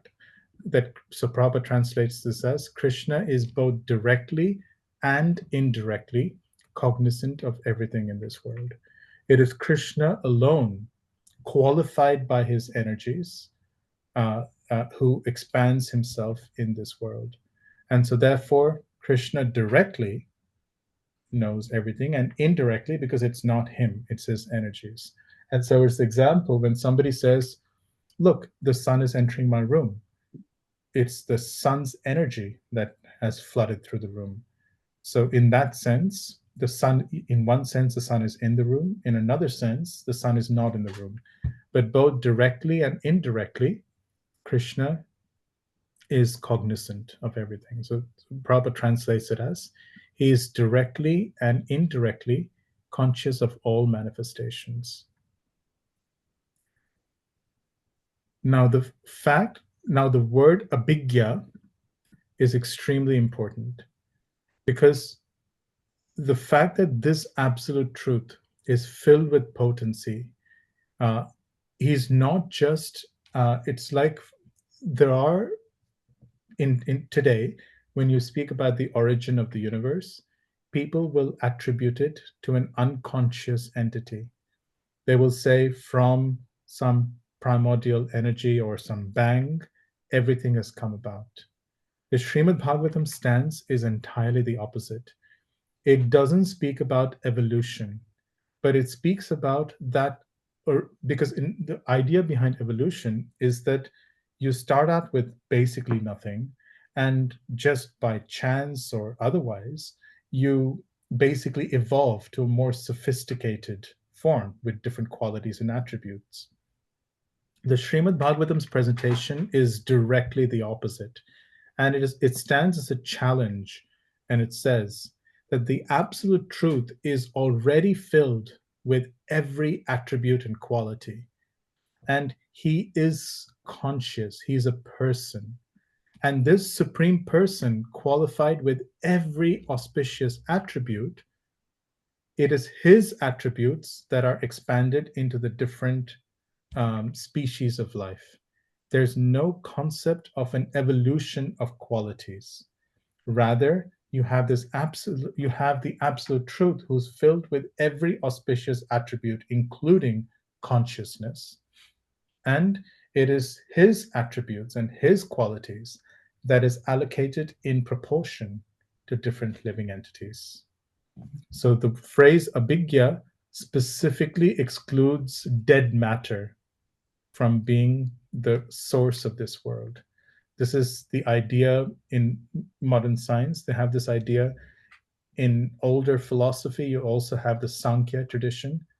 who say that everything comes from matter. Prabhupada quotes this example in his purports, where he says that some people say that just as you have grains of rice and scorpions just seem to be born, without any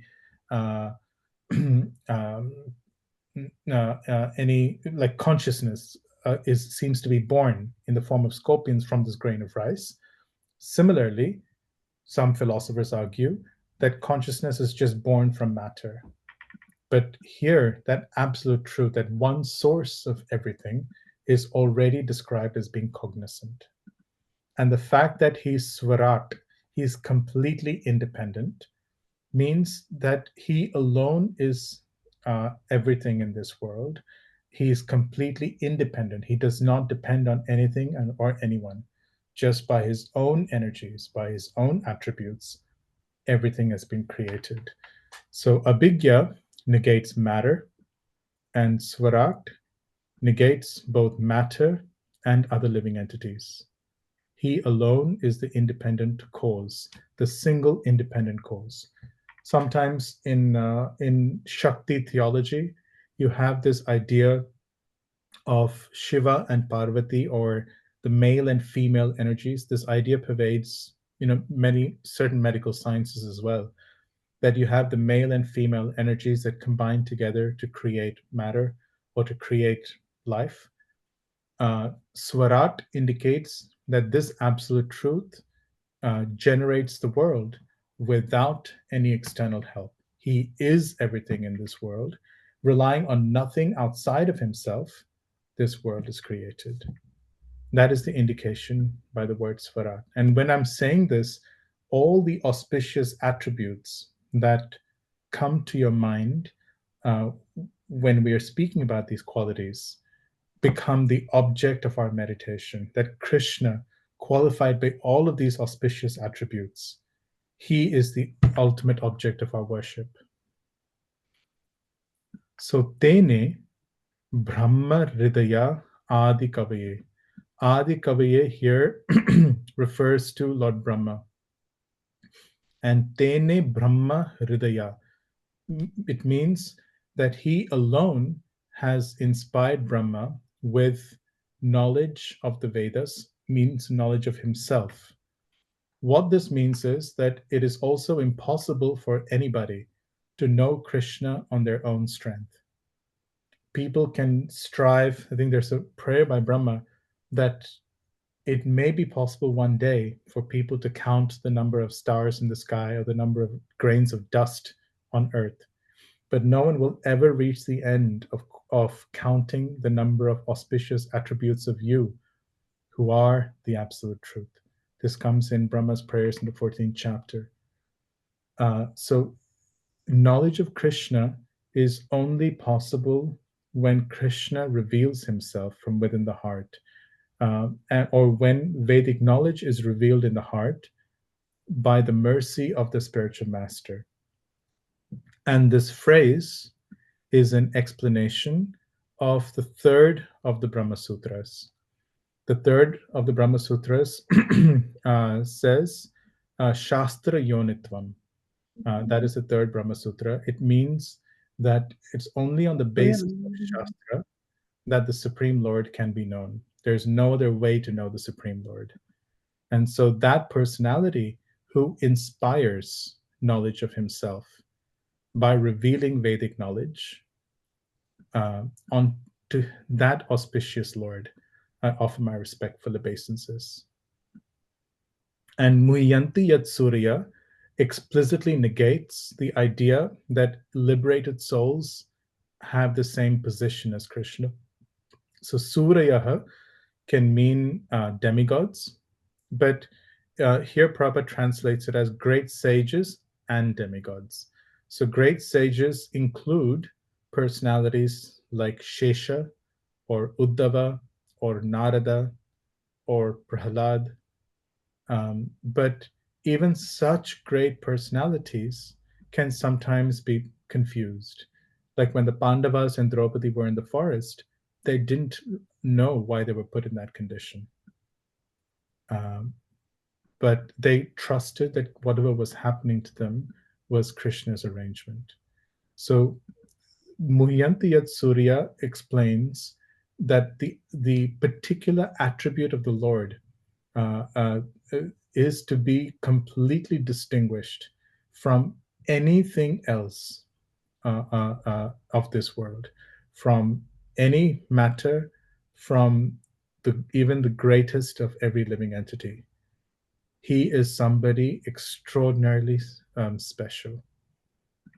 That is the intimation of Muhyanti Yat Surya.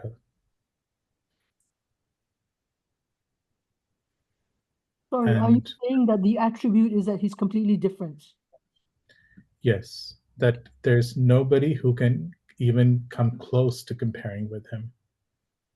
So the Sanskrit word that Prabhupada quotes is asamurdva. Nobody can be equal to him. Nobody can be greater than him.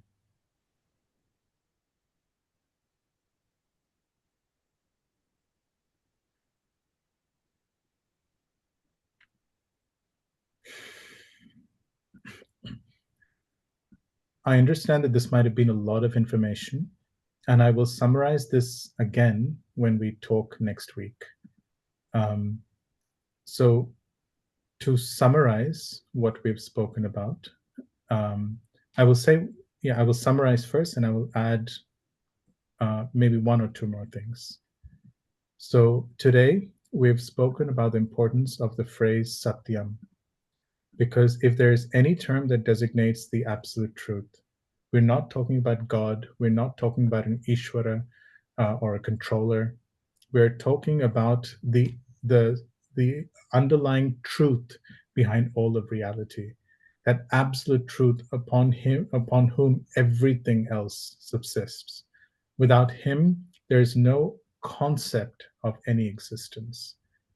You cannot speak about a spark, you cannot speak about light, you cannot speak about heat, independent of speaking about the fire.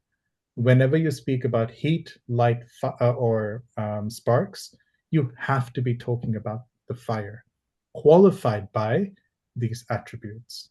Similarly, any quality, any attribute, any person that you speak of in this world is actually an indication of Krishna qualified by these qualities or his energies.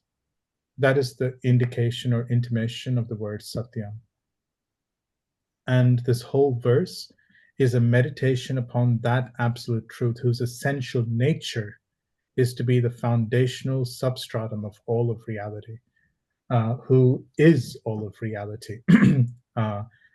And the qualities that are spoken of are Param, somebody who's extraordinarily great, both in his essential nature and in his unlimited auspicious attributes, whose auspicious attributes are constantly, eternally increasing, whose internal energy eternally negates anything that is faulty or crooked or is illusory in this world, who as an example is a substratum on which everything else seems to have value or be real. There's a verse in the Brahma Samhita that is very nice. Ananda Chinmaya Rasa Pratibhavitabe Stabhirya Eva Nijarupa. No. Ananda Chinmaya Rasat Mataya Manasu Yaha Prani Nam Pratifalan Smaratam Upetya. Leela. So Krishna, in the form, by entering into every living entity, gives them an experience of taste in this world. And in this way, Jayati Ajastram, he conquers over the entire material existence. So it's because of him, everything else gets taste in this world. Tejo vari mridam yata vinimayo yatra tri sargo mrisha. So these two lines, last two lines, should be taken. And Sridhar Swami, the original commentator on Srimad Bhagavatam, calls this the essential definition of the absolute truth, or what he calls the Swarupa Lakshana of the absolute truth. And the first two lines, which in Sanskrit, of course, it's the reverse grammatical order, but the first two lines what Sridhar Swami calls the Tatastha Lakshana, or the secondary indicative definition, because the elements here, the fact that that he has created this world, the creation itself is not the object of meditation. It's what's mentioned here, but it is not directly the object of meditation. It is what the idea of creation, what it indicates about his transcendental attributes, that is the object of meditation. So what are those attributes? Janmadi asya yato, that it indicates his omniscience, his omnipotence, his satya sankalpa nature. Anvayad itaratas, that he is everything in this world and yet separate, and therefore he knows everything both directly and indirectly about this world. One recalls the verses in Bhagavad Gita where Krishna says that, and I can point out those verses. So Bhagavad Gita, chapter 9, text 4 and 5. By me in my unmanifested form, this entire universe is pervaded. All beings are in me, but I am not in them. And yet everything that is created does not rest in me. So Krishna is saying, I'm in everything, but I'm not in everything. Everything is in me, but everything is not in me. Behold my mystic opulence, Pashyame Yogam Aishwaram. Although I'm the maintainer of all living entities, and although I'm everywhere, I'm also separate. I'm not part of this cosmic manifestation, for myself is the very source of creation. That Krishna is both everything in this world and yet he's separate indicates his inconceivable nature. He's both directly and indirectly cognizant of everything. He's also cognizant. He's not. He's the supreme cognizant personality, and Srila Vyasadeva indicates that this absolute truth is a conscious entity. He's not matter. Swarat. He is completely independent. There's nobody or anybody who helps him. He alone reveals knowledge of himself in the hearts of everyone up to Brahma, the first living entity in this universe. And Muyanti Yatsuryaha, he stands completely separate from everybody and anybody in this world. Prabhu, why are these... Sorry, one second. Onto that supreme absolute truth, who is termed Vasudeva, I offer my respectful obeisances. I will just say one more thing before we conclude this class. We spoke last week how the sequence of development of Vedic knowledge is, it starts from the transcendental vibration Om. So the Srimad Bhagavatam's very definition or its nature is that which bases itself on the transcendental vibration Om and expands the meaning of the transcendental vibration Om. So therefore you see the transcendental vibration Om here. It starts with a vibration Om and it expands itself. Now, let me see the best way to do this.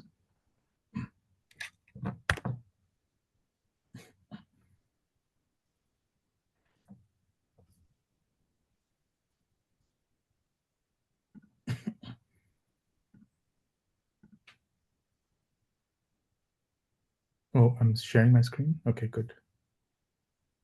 So, can everybody see my screen? Yes, Prabhu. Okay. So, here is, I'm not going to type in the full Gayatri mantra, but just to give an indication. Bhu, Bhuva, Swaha. And everybody knows what happens, what comes afterwards. So we spoke in terms of the sequence, the transcendental vibration Om expands into Bhu, Bhuva, Swaha. So you have the absolute personality indicated by the transcendental vibration Om, who expands in the form of his energies into this world. And this is the foundational meaning of the Gayatri Mantra. It describes how Krishna expands himself into this world. it is also by the virtue of expanding of his energies. It describes that absolute personality as Varenyam, which indicates that personality who is the sole object of worship, who is therefore the absolute truth. For anything in this world or any up to liberation, one would only ever approach him. And there's a prayer, Dio Yona, and you know how it ends, Prachodayat. Please inspire my intelligence to understand you. Now, because the Gayatri Mantra is secret, and therefore I've not stated the whole mantra here, because it is a great secret, the Srimad Bhagavatam doesn't directly reveal the mantra. But you can see in the verse here, and again, I'm hoping you can see my screen. Yes? Yes. Yes, Prabhu. Yes. Okay, so starting from the transcendental vibration Om, speaking about the expansion of the world in terms of, by the expansion of Krishna's energies, in terms of indicating that truth, that absolute truth, who is the sole object of worship, and requesting him and worshipping him with the intention of inspiring one's intelligence. Tene Brahma Hridaya Adi Kavaye. The meaning of the Gayatri Mantra is also present in this verse. So, in the sequence of construction of Vedic knowledge, you have the transcendental vibration Om, which expands as these transcendental sounds Bhur, Bhuva, Swaha, which are the expansion of Krishna's energies, which expands as the Gayatri Mantra, which expands as the Purusha Shukta, which expands as the four Vedas. The Srimad Bhagavatam therefore explains, it is founded on the transcendental vibration Om. It explains the meaning of the Gayatri Mantra, indicated by the first verse, but the purport is carried throughout the transcendental literature. And it explains the actual essential message that is carried in the four Vedas. And that, in summary, is the explanation of this first verse of Srimad Bhagavatam. Simply, we've talked a lot about the detail, but the fundamental message that I would request you to please take away is think about the glorious, unlimited attributes of that supreme absolute truth. When you are looking at the expansiveness of creation, what attributes does it indicate in that Supreme Lord? When you think about that person who is the substratum for all of existence, who is indicated by every name, by every prayer, by every emotion, of whom we are but a spark just emanating from that fire-like personality of Godhead. That absolute personality with these attributes is who is indicated for meditation in this verse. There's absolutely nothing in this world separate from him, nor can there be anything ever in existence separate from him.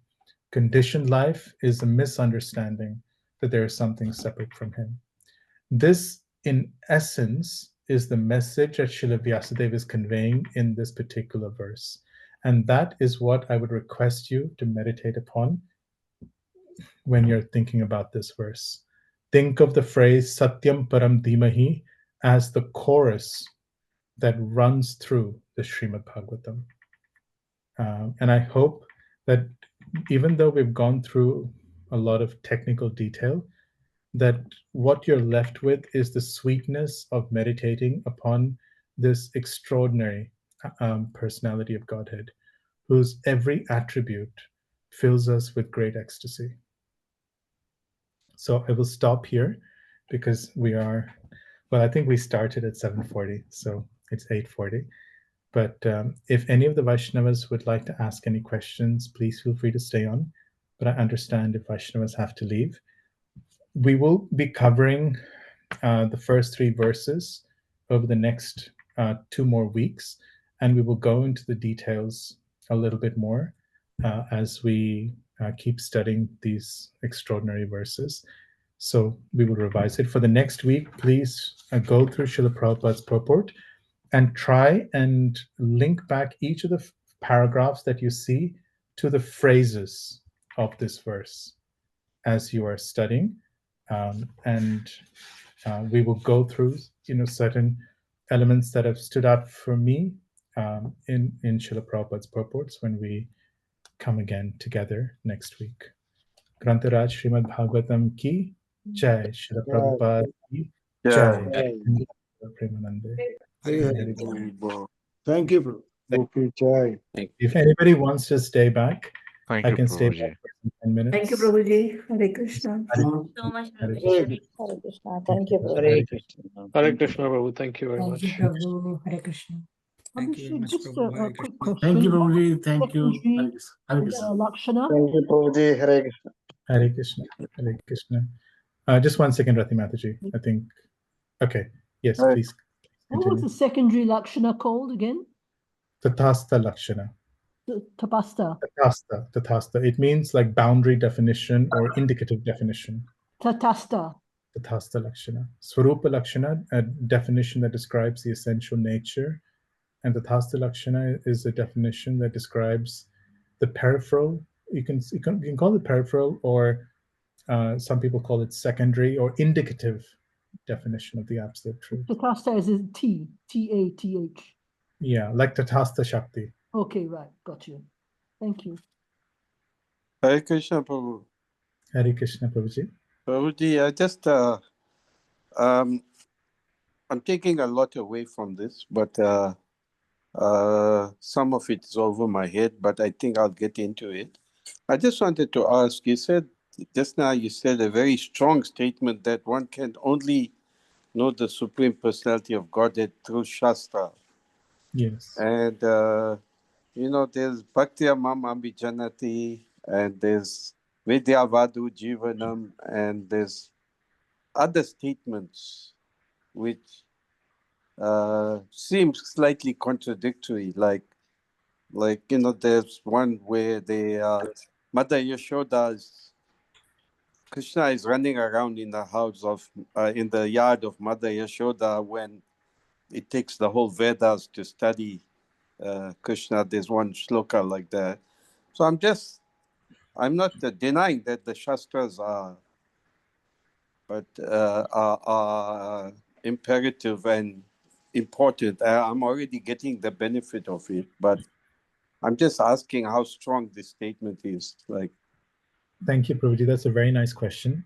The study of Shastra it doesn't stop with an understanding of the theory. Therefore, the term jigyasa, inquiry, is actually the equivalent term is dhimahi, or meditation upon the absolute truth. Yeah. There's no question of understanding the purport of Shastra without Krishna revealing this knowledge within one's heart. And that comes by performing devotional service. So therefore, Krishna says, Bhaktya Mam Abhijanati. So by devotional service, knowledge of Krishna is revealed. What that means is, by performance of devotional service, the meaning of the statements of Shastra manifest in one's heart. And so, for example, you would have had, every devotee's had this experience where they are in kirtan or they're serving, and then suddenly something that they've heard before, it strikes them in a way that it had never struck them before. Previously, it was just a theoretical idea floating in the mind. But then by Krishna's grace, being pleased with some small act of service that we've done, that idea stops floating about in the mind and it drops in our heart. Yes. So that is what is actually meant by knowledge of Shastra. So in Shastra, there's a quote from the Brihadaranyaka Upanishad, Atmava aridrashtavya shrotavya mantavya nididhyasavyeti. So study of Shastra actually goes in 3 phases. One is Shravana, hearing. Manana is contemplation. But nididhyasana means by engaging in devotional service, one realizes the purport of Shastra, and that produces actual realization or vision of the personality of Godhead to lesser or greater degrees, depending on the level of realization. Yeah. So that's, I guess, the harmony between those two statements. Okay. But the idea fundamentally is that that Shastra is revealed literature. It emanates from the breathing of the Lord. And unless the Shastra itself reveals the nature of the Lord, there's no other way by which the nature of the Lord can be understood. So, for example, we hear of Krishna being tied by Mother Yashoda. So this has not come about in the random realization of a Vaishnava. It is presented in Shastra. But devotees who practice devotional service, they enter into the depths of what that experience is like. Or for some very exalted Vaishnavas, by virtue of their sadhana, the realization or these shastras have become manifest in their heart, and then they speak these phrases or these verses. So therefore, for the Damodarashtakam, we say, it is an eternally perfected prayer that is manifested through the mouth of Satyavrata Muni. Right? So here, it's not that he composed the Damodarashtakam. It was an eternally perfected prayer that is presented in the Padma Puran, but it was manifest through the devotionally surcharged heart of Satyavrata Muni. And through that revelation, Krishna's nature can be known by the devotees. So the performance of devotional service and knowledge of Shastra are actually not separate from one another. Got it. Thank you. Very nice explanation. Thank you. Thank you, Prabhu. Right. Any other questions?